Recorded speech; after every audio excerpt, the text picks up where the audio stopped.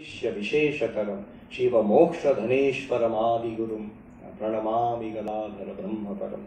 ঠাকুরকে যিনি এই শুভ বেলুর মন্দিরে, বেলুর মঠে যিনি সন্নিহিত, স্বামী বিবেকানন্দ বসিয়ে গেছেন। ঠাকুর বলেছিলেন, নরেন তুমি আমাকে যেখানে নিয়ে যাবে সেখানে আমি থাকবো।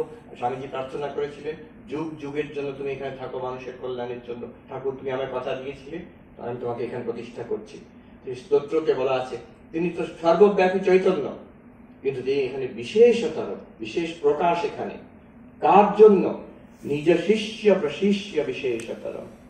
তার যারা শিষ্যগণ, পার্শ্বদগণ, তাদের কাছ থেকে যারা শিষ্যত্ব লাভ করেছেন, মন্ত্র দীক্ষা লাভ করেছেন, তাদের জন্য পরম্পরাতে আমাদের আচার্য মহারাজ, তাকে আমি জিজ্ঞেস করেছিলাম, মহারাজ শিষ্য প্রশিষ্য মানে এক জেনারেশন, মানে ডাইরেক্ট ডিসাইপল, আর আমাদের গুরুরা আমরা আছি, কোনো চিন্তা নেই, তোমরাও আছো।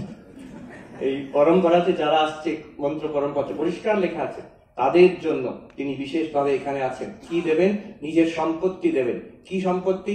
শিব মোক্ষ ধনেশ্বরমাদি গুরু, যে অত্যন্ত কল্যাণকারী, নিঃশ্রেয়সকারী মোক্ষ, সেই মুক্তি দেবেন তিনি।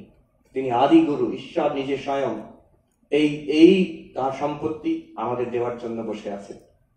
প্রণমামি গদাধর ব্রহ্ম পরম। সেই গদাধর পরম ব্রহ্ম, পরম চৈতন্য, যে আমার জ্যোতির জ্যোতি। প্রত্যেক দিন আমরা গান গাই, জ্যোতির জ্যোতি মানে কি? এই যে চৈতন্য, এখন যে আমরা বিচার করে, ভালো করে বিচার করলে পাওয়া যায়, এই সেই আমারই আসল স্বরূপ।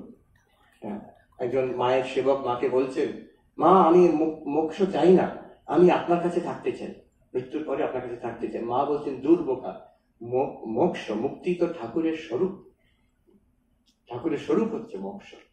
ঠাকুরের কাছে প্রার্থনা করি, সেই গদাধর পরব্রহ্মর কাছে প্রার্থনা করি, তার সেই নিশ্চিত কল্যাণ, তার আশীর্বাদ আমাদের উপরে বৃষ্টি হোক, আমাদের জীবন ধন্য হোক। ওম শান্তি শান্তি শান্তি। হরি ওম তৎসৎ। শ্রী